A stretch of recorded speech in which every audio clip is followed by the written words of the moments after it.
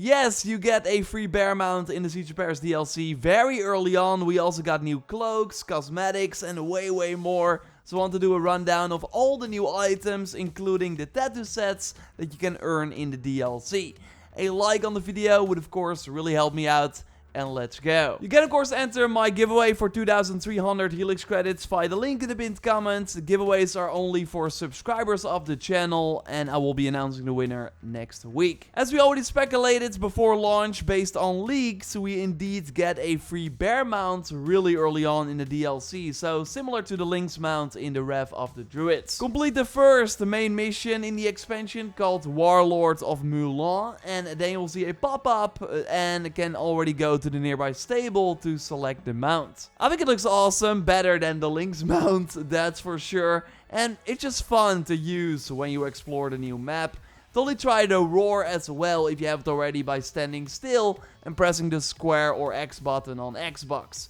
Now bring on the Unibear, Ubisoft, it's time. An item you already get before this mount is the Frankish travel cloak, which we already touched on in the overview video. We'll link to that at the end of this one. It goes over some tips for the Rebel system too, which includes a lot of extra cosmetics. By of course doing these missions you earn a new currency, which you can then spend on a growing selection, with Infamy level 4 being the highest, which then unlocks a brand new Rebel Raven, for example, for 500 tokens. Not sure if I will use it often, but it's a pretty nice addition overall. There's one new hairstyle, the Rebel Cut, that comes in 4 different colors, so you can buy them for 200 tokens each. We got the Auburn, which kind of red. I like this one the best for female Eivor. You also got Blonde, which I think looks fine too. And this is the dark brown version. And I like this one the most for male Eivor, the light brown version. While you find all the Paladin armor pieces in gear chest in Frankia, the Reaper armor set is fully obtained through this Rebel system as well. And I will go more in depth on these armor sets in the future because they totally deserve your time. And again, more on that soon. Interesting is that you can also buy the new hybrid runes in this Rebel menu.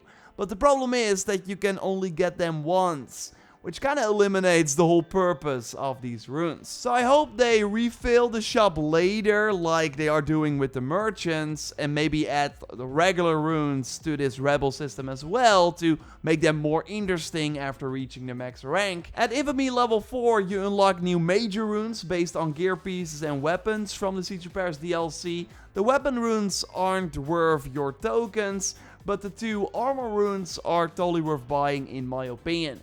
The Bellatore rune is of course based on that brand new cloak you can get during the first black box mission. Like at one point you get into a church, which is also close to the target you have to take out, and here you can also talk to people who then ask you to open a chest where you find this new cloak. You then also need it for this main story mission, and that's what the allow access to the basement is all about. But the second line in particular is interesting.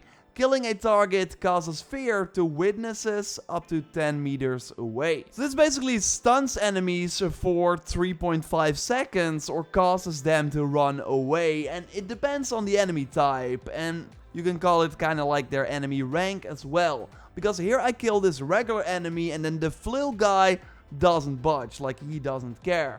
But lower rank enemies like this spear guy here is really scared after I kill one of his allies. So yeah, it's totally fun to see these enemies run away. It can help when surrounded by a ton of targets, but it can also be annoying if you just want to quickly take out all the enemies. But I in particular like the fact that this cloak has one single perk, so you can combine it with 2 other armor sets and then benefit from the first perk of these armor sets. So this opens up a ton of fun new combos, so I really hope that Ubisoft adds more cloaks or other gear items that just have one single perk. But yeah, if you do prefer to wear a full armor set, then again, you can use that major rune from the Rebel system and put it on the chest and have the same effect.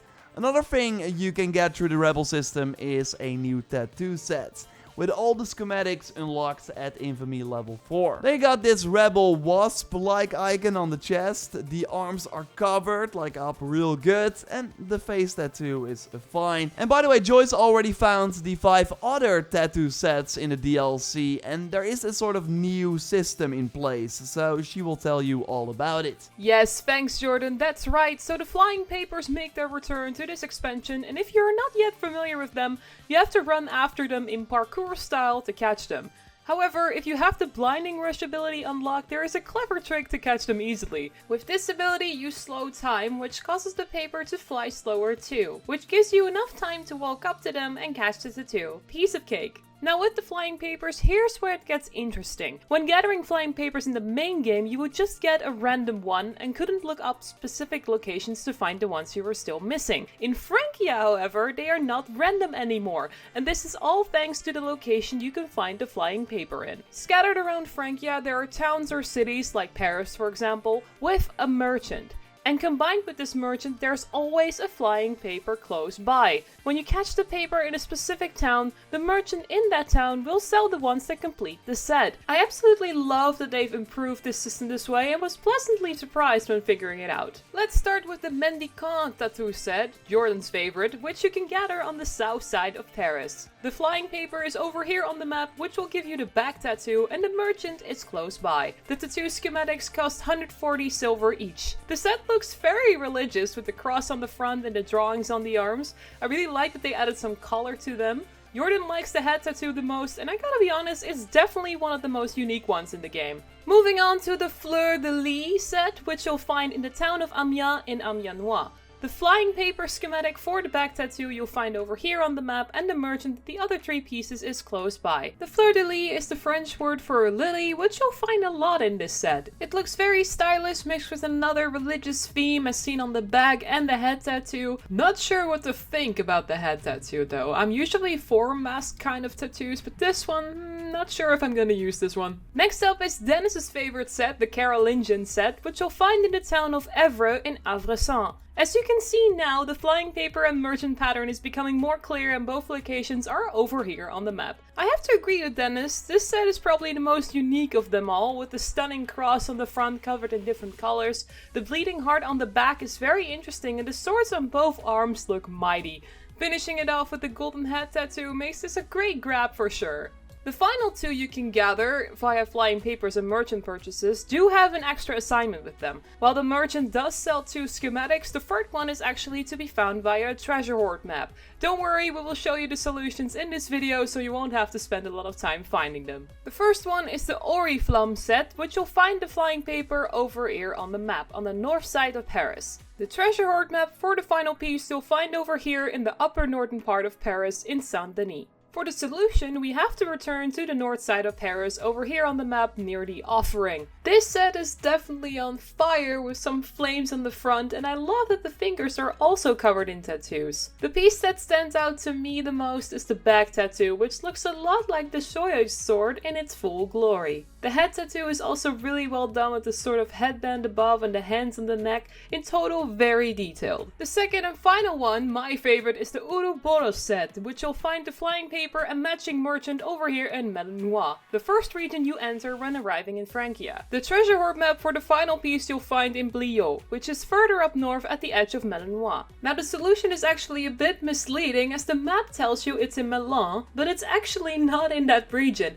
Instead it's in Amiens, over here on the map at a Roman structure with broken pillars. You can check it out with Sunan while traveling over there. The look of the Uroboro set is classic dark, covered with dragons and signs of death and destruction, looking at the skeleton drawings on the arms and on the back. Also, I'm a big fan of head tattoos that are kind of like a mask, and this one looks absolutely amazing. And this wraps up the great cosmetics you can find in the DLC, but don't worry, we're not done covering everything in the Siege of Paris yet. More videos are coming your way, so keep an eye out on the channel. Subscribe to stay up to date, a like on the video would really help us out, and check out our previous video on the brand new one-handed swords you can find in Francia and how to get them. Thanks everyone for watching, and we'll see you in the next one. Goodbye!